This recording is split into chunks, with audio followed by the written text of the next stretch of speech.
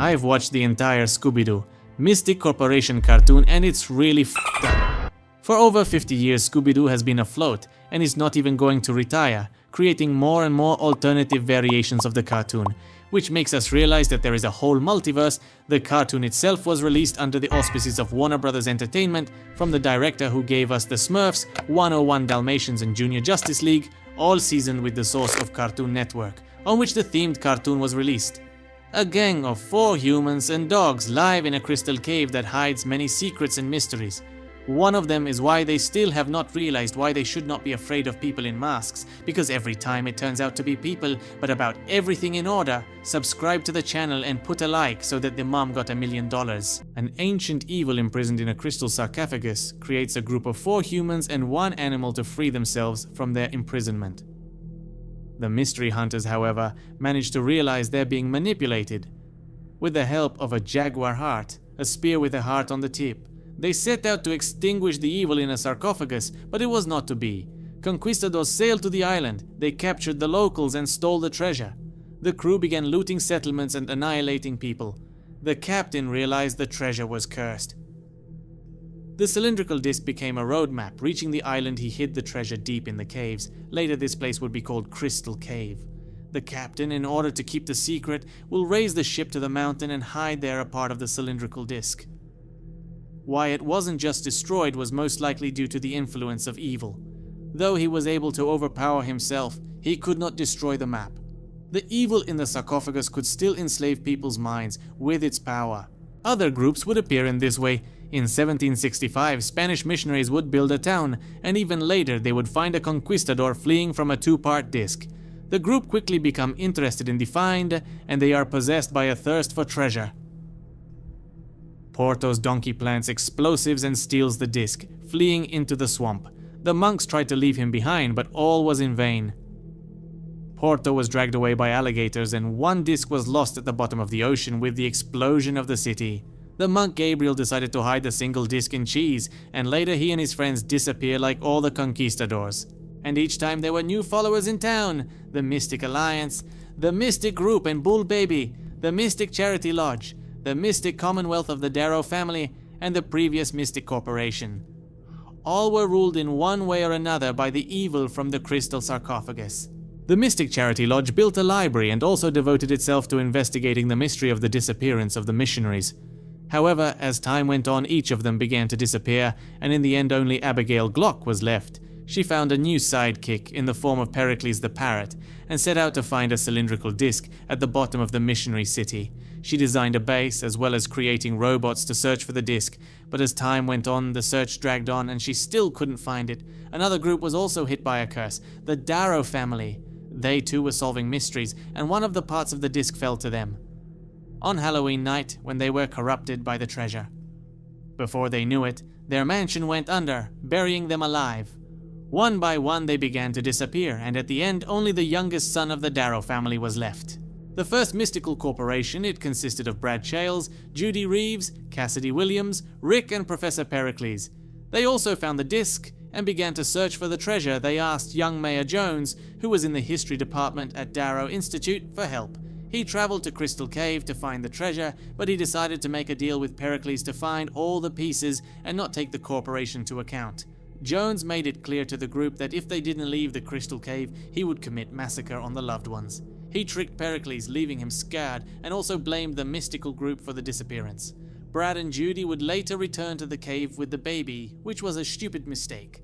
I never understood their legendary idea of going back to the place where you and your families were promised harakiri. Not only that, Johnson takes the baby away from them to have leverage and promises to take care of him, naming him Fred. This is roughly how the story of the real Mystic Corporation begins. The heroes are investigating a monster who kidnaps people and puts them in a green slurry. Later it turns out that he only wanted to get into the bank through the caves and steal money. But the cave was unusual, and Daphne found in it a locket belonging to Brad and Judy. That same night, they got a call from Mr. E, who warned them of the curse, and Cassidy just stood there pretending she didn't know anything. In episode 4, while the team was chasing a crab kidnapping children from the beach, they also find out that the past mystical corporation is missing, and naturally they get a scrap of newspaper showing all the members except for Cassidy. Naturally, this was the hook. that if the kids found out who she was, there would be trouble. Well, and where without love lines? After all, the cartoon is created for children, so we are thrown a rod to give Shaggy and Velma a chance for a relationship. But there is one problem. Shaggy himself is a candidate for a couch in a mental hospital. Always on edge, paranoid, overeating with his dog, so he is rather an anti-example for healthy relationships. His parents clearly don't consider him a capable child, but rather a freeloader who sits on his parents' neck. So in episode 6, he promised Scooby to watch horror movies with him at night, but he also promised Velma to go to the prom. Naturally, he couldn't choose, so he tried to sit on 2 chairs, which Scooby didn't like very much. And Velma gets jealous of the dog, a masterpiece. However, Velma herself considers herself the smartest on the team, at least that's what her mother says. Her eternal desire to explain the unexplainable drives the team forward, such her desire to fix reality, to bring it into full conformity with the picture of the world in her head, can be explained by obsessive-compulsive personality disorder in a mild form. It is with roughly the same fervor that she tries to start a relationship with Shaggy. In episode 8, Mr. E hands her a note, specifically to her, hinting that the core of the discord is the animal on the team. Velma decides to take the next step and even has a kiss, but they are caught by Scooby, which causes a lot of drama. Scooby is just his friend, not his girlfriend, but apparently he claims something else. At the end of the episode, Velma gives him an ultimatum. Her or Scooby. Shaggy can't choose, so he just runs away. But honestly, you should always choose the wrong person to give ultimatums to. In the prison, they meet Professor Pericles, who talks about finding the keys and also demonstrates his power on the warden. This is in reference to the fact that Pericles himself likely has a small portion of the telepathy power given to him from the sarcophagus. In the same episode, we learn that the parrot has escaped from prison. Also a very interesting reference to Lovecraft, who is so much loved by the director of the series, he was literally shown in the cartoon as a teacher at the Institute, which is very cool. In the same episode, the heroes are also planted with a chest containing information about the Crystal Cave. If a past mystical corporation had it, they wouldn't have disappeared, and that one should be wary of those around them. A fat hint of what happened to the group when they decided to ask Mayor Jones for help, and what became of them afterward. On the city collapsed a huge passphrase on perfumer. If that movie where a man perfumer arranged a whole gangbang right on the street, I will not show. YouTube bans. And if in brief, a certain lady covered the city with pollen, which made everyone in the city love each other. But not everyone was affected. The animals remained untouched, and thank you for that. Professor Pericles offers to cooperate with Scooby, and he brings him the ingredients for the antidote. The heroes save the city, and the guys even praise the parrot, but this time Mr. E sends a companion who lets him listen to the tape. The parrot tricks everyone, and not only that, he also steals the Conquistador's ship's log, Darrow's mining documents, and a cylinder-shaped gem. The heroes begin to create threads of investigation and go to the site of the buried Ossabnik. There they are met by Danny, confusing the heroes with the past mystical group. He sets traps on them. However, after catching them, he apologizes and tells them about the cursed treasure. The house collapses again, but now because of the traps. Danny gives away part of the disc and hopes that at least it will bring them happiness. Well, and by standard, I can note the reference to Gollum, because Danny changed under the influence of the disc, or rather the evil in the sarcophagus. At the end of the series, they realize that they got involved in the game and that these discs are looking for someone else. Velma becomes disillusioned with people because of the mermaid situation and remembers Eugene Dynamite. In a one-on-one conversation, she reveals her friend's identity, calling her Cassidy Williams. Afro Cut comes to Ricky, telling him that the heroes have found 2 pieces of the concentric disc and that they are now in danger, mentioning Fred's real parents. Meanwhile, the group catches Measure Jones looking at ancient maps. This episode also reveals the identity of the manticore that was flying around the amusement park. It turns out to be Stinky. Why I'm talking about her is because she's an important plot character, and she wanted her father's business to thrive and the amusement park to be remembered again. Mayor Jones is plagued by nightmares, namely a ghost who wants payback.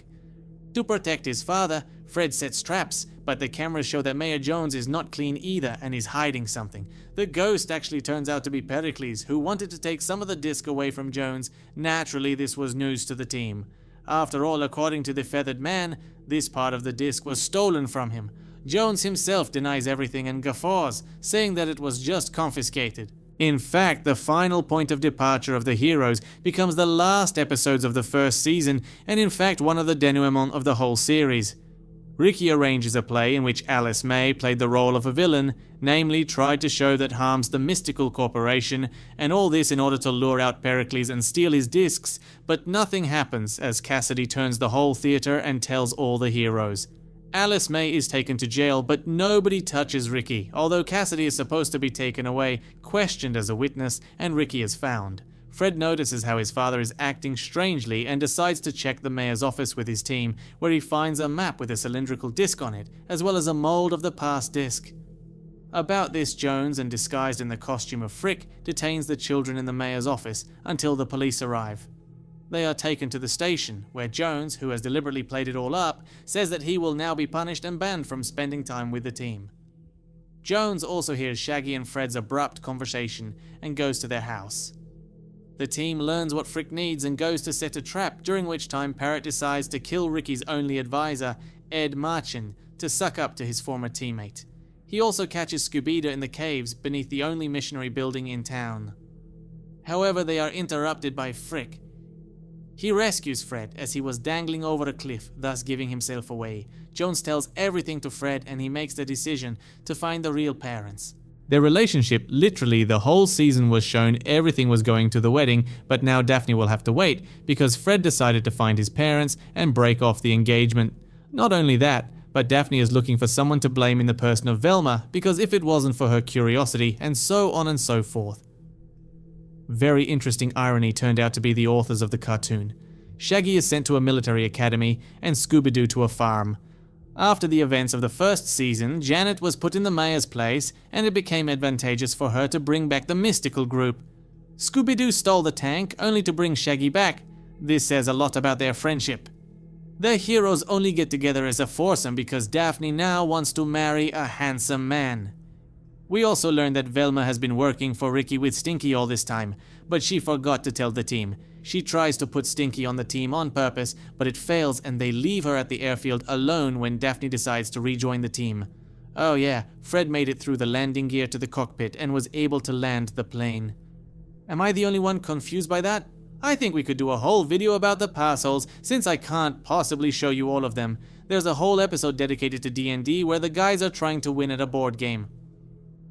At the end of the episode, Fred's real parents Brad and Judy show up. I'll explain why that's the case. 2.3. Ricky wanted Cassidy to come back to the team to get the discs from them, but she refuses. Pericles, on the contrary, decides to suck up to Ricky. He tells about the discs and offers to take them to save them from the curse at the same time. And on the other hand, for the sake of the treasure, at least this is the idea of Pericles. Well, and more precise reason you will learn later, the heroes find one of the parts in the cheese, which was hidden by the monk Gabriel. Scooby-Doo goes to an American barbecue while Velma meets Ricky. He convinces her to come back to the team, along with Stinky, but she refuses, saying he can't be trusted. Feathery, as he said above, is sucking up to Ricky, and at the end of the episode, he manages to do so when they hear a recording on the radio. Cassidy tells them to be careful and be wary of the feathered villains. Except why this was the case is unclear. It was easier to tell the children directly and not to make it public because she herself can get under attack. You can imagine what every time the ordinary citizens of the city hear when there are such confrontations between the teams. A natural mafia. The children learn about Dark Lilith, the guardian of the mountain against evil, from their classmates. If anything, Lilith knocked them against the mountain a little. In the residents of the mountain, they learn that is the keeper and protects them. However, it is much simpler than that. The team climbs up, they find the ship that went dragged here by Captain El Aguirre, who I described above. They find a hidden part on the ship, and Dark Lilith, actually Stinky, appears. She gives the disc to Velma and says she needs to hide because she's afraid Ricky will kill her. At the end, we also see the ghost of the captain, who tells you specifically that Nibiru is coming. Fred's parents try in every possible way to drum up their concern, and Fred gladly accepts it. In general, I do not understand their motivation. At first, they kind of because of Fred leaves the city, but as soon as the danger leaves, then at the call of Pericles, they roll back, and even try to play good parents only to steal discs. Whether this may be because of the influence of evil on them is not exactly clear. Finally, after Darrow Mansion, they arrive at the library of Oswald Burlington. This is, if anything, a former member of the Mystic Charity Lodge. In the library, stacked logs caused Velma to see a hallucination in which a stone statue of Mr. Pitches came to life and chased her. Then Oswald and the rest of his team appeared on their train, who seemed to distract and pacify Mr. Pitchess into joining them as a living orangutan. Oswald and Velma waved to each other before the good box disappeared. All the characters encountered the galoots in one way or another. Shaggy, for example, got sucked in with Daphne, and Scooby saw the ancient Anunnaki, and for good reason. We'll get to that at the end of the clip. In the end, we learn that all this was done by Dean Feng, the caretaker of the library. He could not just close it, so he decided to scare the people, so that the city finally realized that there is no sense to keep such a big museum of books. All in all, in this series, you can't say for sure what was a hallucination and what was true. The line between the two is very thin. Cassidy throws a book out of the library and no one even thinks to go inside and find who did it. Which is as weird as it gets. You got your window broken. Literally hooliganism. But they get a book. That makes it clear who created the concentric disc and gives them a hint that they need to look deeper. While Cassidy was sitting around pushing opposition speeches against her former friends again, the kids arrive in the form of German soldiers. The kids arrive just after the total destruction. I think it was some sort of warning from Pericles. They find the ruins of the missionary city as well as holes excavated by the works. Incidentally, they show up exactly at this point and try to kill them. They save themselves by sneaking into a laboratory. There they find a factory for manufacturing the same robots as well as Glock's corpse on a chair. Pericles has been using Glock's hologram as commands for the robots all along, and it also explains why not all the robots have weapons, since they were originally just for digging. Cassidy sacrifices herself for the kids, they are rescued and decide to expose the Destroido, Ricky's company, and generally it's a good plan. After all, they destroyed the base with the robot factory, so they won't have any more pawns. Although at the end of the episode, Judy and Brad agree to help steal the discs. But again, their motivation is questionable. They watch their son get killed by robots on screen, but they don't care. Now they're concerned about their son and his safety. The kids sneak into the lab and steal encrypted data and even meet Freddy Bear, who has fallen victim to their hair lotion and become hairy. They also defuse a bomb that was deliberately planted near the lab. Pericles, on the other hand, wanted to blame it on the kids so he could put them in jail and take the discs away. Brad and Judy appear on the scene and try to lure the children out with the help of the monster Krampus, but they succeed, only to fall into Fred's trap. He admits that he originally knew the parents were playing a part, and now they are ready to play grown-up too. The heroes collect the disc and are overshadowed by the curse of the sarcophagus. The next goal was to dig up more information, and they find it when they put on a theatrical production about the monks in Porto the Donkey. When the heroes are alone with the monk's mummy, he rises from the dead and tells of a prophecy in which the dog must die. The characters also learn about the keys that symbolize one element or another. They go to the cemetery for the first key and find an antique gun belonging to the Darrow family. Back in their office at City Hall, they find Fred's parents setting the fire. Now those are parents, loving and caring from the first seconds. Are they German by any chance? Then why, under the auspices of security, do they try to blow up a helicopter with a rocket launcher? They survive, but Nova, Scooby's girlfriend, ends up in the hospital. Let's digress a bit and talk about the chic reference of the dancing plague. It's the kind of plague that made the poor European people writhing in pain and cramps, blamed of course on unsanitary conditions, condemning baths and other hygienic means of body care. And so it is here, but here it was literally shown by dance fever. Not only that, but while the whole town was dancing to zombie music, at the same time the witches were giving a concert on a yacht off the Crystal Cave Pier. Genius. They gather a crew and give a final chord that saves the whole town. Later, a group of gals help the kids figure out the disc. Due to changes in global things in the world, the concentric disc changed a bit, and the gals had to sing the melody that formed the score. It's the same letters, just notes on paper. They find a second key, which turns out to be the Seawolf's hat. Meanwhile, Scooby's girlfriend came out of her coma and started talking about Nibiru. The other keys were not hard to find, for example. The bowl was the third key and was kept by the cook who made waffles on the TV. Meanwhile, Ricky decided to show his teeth, but he didn't know that Parrot had calculated everything and had already installed a poison chip in his spine to keep his mouth shut. In his dream, Scooby finds himself in a dark box or red room based on the TV series Twin Peaks, the room itself being a kind of place where the laws of physics work differently. Here, however, it is presented more as an interworld. Anunnaki tells Scooby that the line between worlds is blurring, and every 1,000 years her kin come to Earth. Scooby's job is to destroy the most evil Anunnaki, who is imprisoned in a crystal sarcophagus. Actually, a very interesting blending of the plot with ancient Sumero-Akkadian mythology and playing up why the Scooby-Doo team is together. Now we get to Silhouette Hill, or in the series where Judy and Brad have plastic surgery to become like Fred and Daphne. Okay, Brad, he at least became handsome, and Judy just turned into an old woman. Unfortunately, the concentric disc has to be given to the parrot, which is flying at all speeds to the mechanism that will reveal the exact location of the gate in the caves. To understand how to fight the ancient Anunnaki, the guys go to the man from Scooby's dream to guide them to the interworld. There the heroes meet the beast, or rather a cursed conquistador. I have a question. Where did the rest of his wards go? Why is he only one? After all, in fact, everyone who was covered by the curse should have been here. Here, according to the foster father Jones, the best versions of those who were cursed. However, not everyone is shown here. Perhaps it's just a hole, or his underlings were originally okay with killing and pillaging. They learn of the heart of the jaguar, a spear with a stone at the tip with which to destroy evil. They find it in ancient Mayan tombs and set out to search for the treasure. What was their surprise when they saw all the inhabitants digging a quarry for the sake of finding the gate? Pericles went head over heels and literally set up a concentration camp. The team upgrades their mystical machine and come up with a plan to sneak earlier to the sarcophagus, but they only manage to keep up due to robot gunfire. However, when things get to the first gate, they have to work together due to the threat of Stinky being killed. They pass the gate with the help of a scrap of sail which symbolized the wind element. Stinky sacrifices himself and we hear the sound of the robots firing. They activate the doors with a bowl and pass through, then they have to use a hat and fill it with water. And then we see a scene exactly like the last sequel, Scooby-Doo. Where's my mummy? The final door symbolized fire and it was opened with a Kremlin on a gun. As they are about to destroy evil, it tells them that everything they have, their friendship, their relationship, was done by an ancient Anunnaki. The guys realize this but decide to destroy it anyway. Pericles snatches the spear and frees the evil.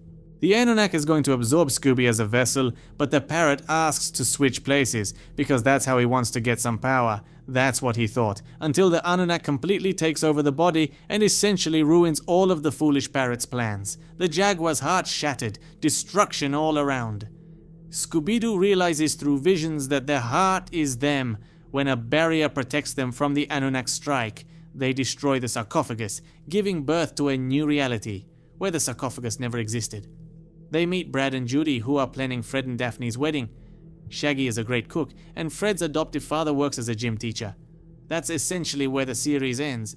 There are still a lot of loose ends, such as why, if Anunnaki originally planned to set up the plan so that the children would eventually destroy him.